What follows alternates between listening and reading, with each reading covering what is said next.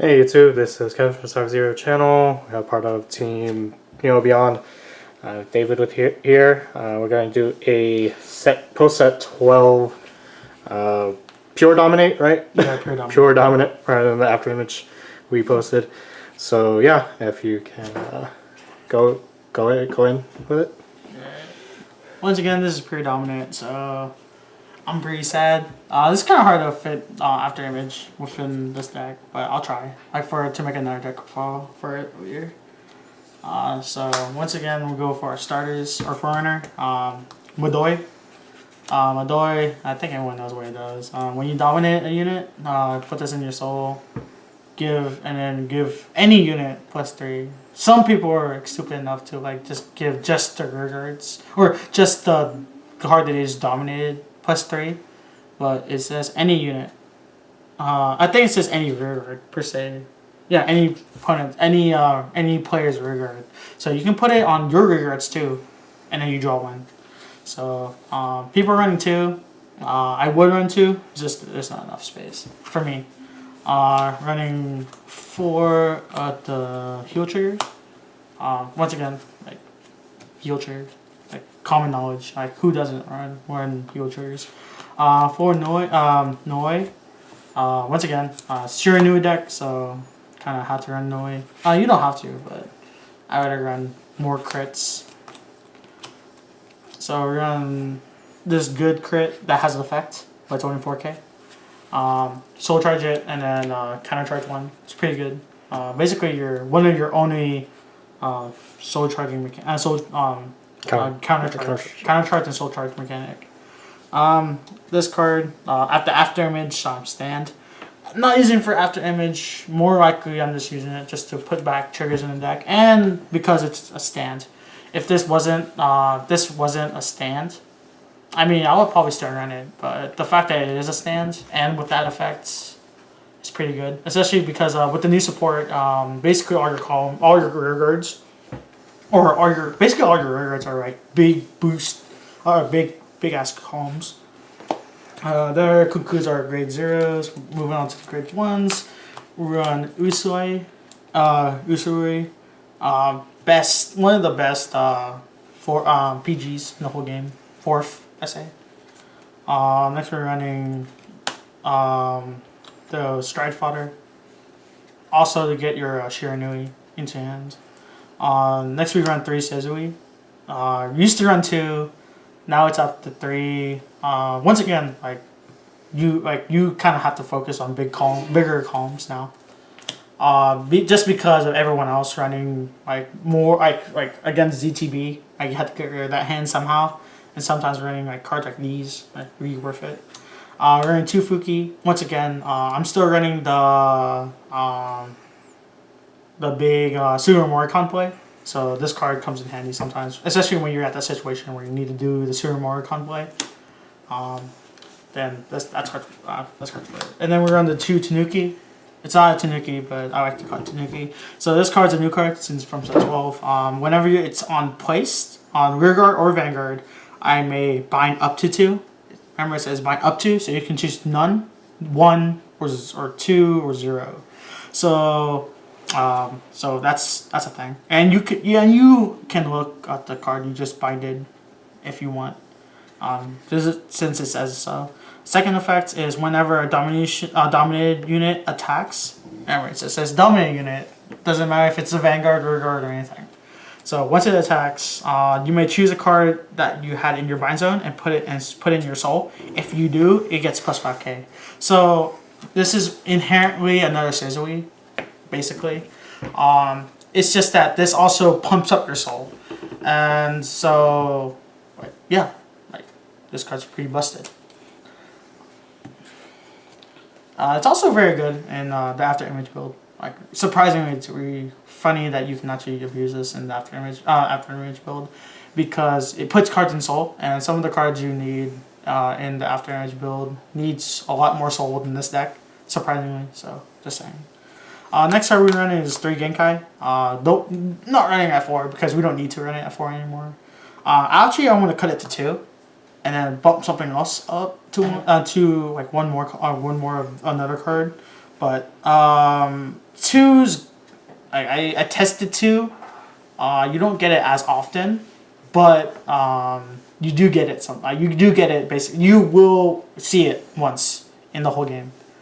So, especially by the way that you can basically force yourself to draw into like a card basically now, because you run this and the Metsu, which I'm going to show later. But like the Metsu basically forces like adds cards to your hand, but it's like chosen cards. I'll show you that later, but just know we're running 3 Genkai. We're running 3 Fuki. Fukis are a very good card for just like whenever you do your Mujinor play, and usually this deck basically leaves your opponent with no rear guards. So sometimes doing the Fugai play is very helpful, because like another thing is like sometimes your opponent will not put cards down, and this card helps you do that. So next card we're going to run is the Metsu. Metsu is basically like Tanuki, except like a little bit downgraded. So once again, it's on rear guard, or when it's placed on rear guard or Vanguard, you may bind, but this card's only bind up to 1. I think it says up to 1? Yes, bind up to 1, yeah. So you don't bind 2 like he does, or bind up to 2 like he does, but the second effect is what we really care about. So whenever a domination unit attacks, counterblast 1, choose a card that's in your bind, put it to hand. So say like you use this card, you bind like one of your Fugais or one of the like Genkai, and like another like a card that you're gonna need in the future. You can use this card to add a card to your hand, and since you know what you're adding, like it's inherently better than just drawing to a card. So this card's really good. Don't knock it off of anyone's deck. And then we're running 2 Ungais. So Ungai is the very, very good card. So its effect is, well, its first effect is when a dominate unit attacks during your turn, you can pay the cost if you draw a card, and then this card loses its effect. So yeah. So basically, you draw one, just ditch 1, drop 1, or you ditch 1, draw 1. Yeah. So so it's good for that reason. Another reason why it's good is its second effect. So whenever you place this on rear circle, you would choose up to 2 of your cards and 1 of your opponent's cards, and they all, like, no matter what level they're at, they go to 11 straight up. So this card basically gets past the if I have a Forerunner, or if I just have zeros out, like your big Mujinor turn means nothing to me. This card counteracts that. So for anyone who thinks that like just having like not powerful rear guards, or just leaving your drop zone with just triggers is gonna help you, no, it will not, because this card counteracts that. Also, this card's really busted because you can like abuse your cards. So for instance, say I choose this card and this card to be 11k. These cards become 11k. Like, so think about that. 11k boosters. Now, yeah, just 11k boosters. And then this card procs, so he keeps on going up because it's not continuous. This guy does not get continuous 11k. So the fact of you're making a card straight up 11k and then like it will get more stronger after is very, very dangerous. So like you can like abuse that card with anything in this deck. Like this card becomes 11k. This card's 11k. And these are before you dominate, and then add more power to these units. So like inherently you're just making your deck stronger than it ever was before. This is the card I would bump up like to 3. This card's very, very good. This card basically makes your deck like so aggressive. Okay, next card we're gonna go over is the Orbero. Very standard dominant deck. So there's only Shiranui. Once again, for the Sora Moricon play, if you need to do it. And then 2 of this guy, Morishiki, or Morishigai, whatever. Morishinge. Rest the card. Rest the card. Rest one of your units. Your opponent has to choose one of their rear guards, and give it plus 3k, and then it becomes a 10k. So once again, like it's another way to boost up their units, and it's 11k. So like whenever you do get a stand, this card gets like 21k attacker.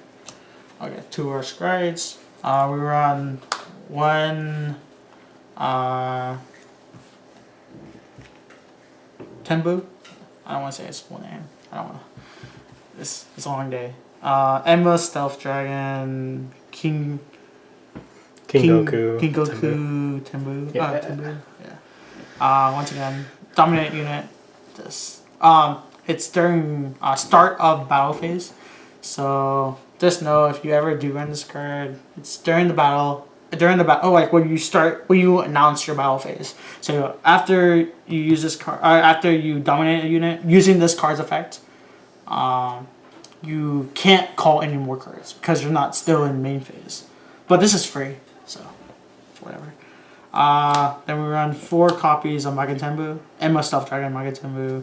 Magentenbu basically gets rid of rear guards, so that's why we run it. You still have to get rid of rear guards or problematic rear guards, because once again they're an issue, and it's plus 3k per G unit face up. So say if I do G guard and then go into him, there is gonna like that unit that I just chose get 6k. So like you have to think about it. Run 2 Mujinord. It's more of a finisher now instead of just like you had to like use 4 of them. So basically you have to set up. So what you do is you do Megatembus, like a lot of Megatembus, then you go to him, and then you direct face. This is like your finisher basically now. Like this is like basically your finisher. A card that everyone's been hyping up is Evil Eye, Hades, Emperor, Shiranui, Mukuro. Mukuro is very nice. So act, Soul Blast 2, ditch your card, and you have to flip something face up, and then you dominate the Vanguard, and then you get the drive check. So, and since they don't have a Vanguard, they can't guard, no matter what. So they can't PG it. They can't just like multi-guard it. No, they just die. All the rear guards just die. Now, just to let you know, they have to have rear guards for you to, because you can't have it attack yourself because it has to attack your opponent's rear guards. So if they have no rear guards, then you're out of luck. But that's why we run Ubro. So they have at least 1 rear guard, so it works out.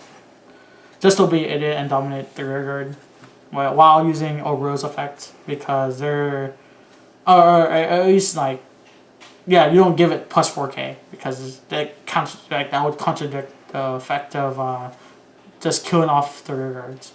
So if you're going to go for him while your opponent has no field, there before the right phase, just don't. Or like don't dominate the rear guard, because giving 4k to the rear guard is mandatory.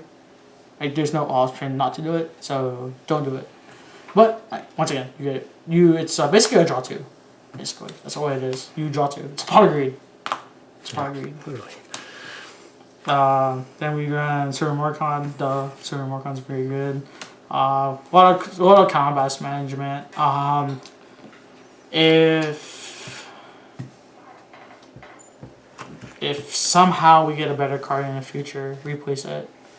I've seen people like not running this card because it's so costly, and then running a second Mukuro. Or they're still running this. If you want to run another Mukuro, then you can just probably take that off and run another Mukuro. But I think 1's enough. 2, you're probably never gonna activate the second one, to be honest. But yeah, so we run 1 Super Morcon. Then we run 1 of the GB8. Once GB8's pretty old now. I don't have to talk about it. 1 Seabreeze. So usually you flip over. You use Mukuro to flip this up, if you haven't already used it. You haven't already used your Sea Breeze. Then one of this G Guard, two of the Dominant G Guard, and two of the Jinx. Yeah, Jinx is still good, especially if your opponent's at low hands. But yeah, I think that concludes the video. Okay, like, comment, subscribe. We're gonna just before I'm gonna link our team channel with this, and if you check over there for match videos, and yeah, we're gonna do match videos. Post them over there, and yeah, thanks for watching.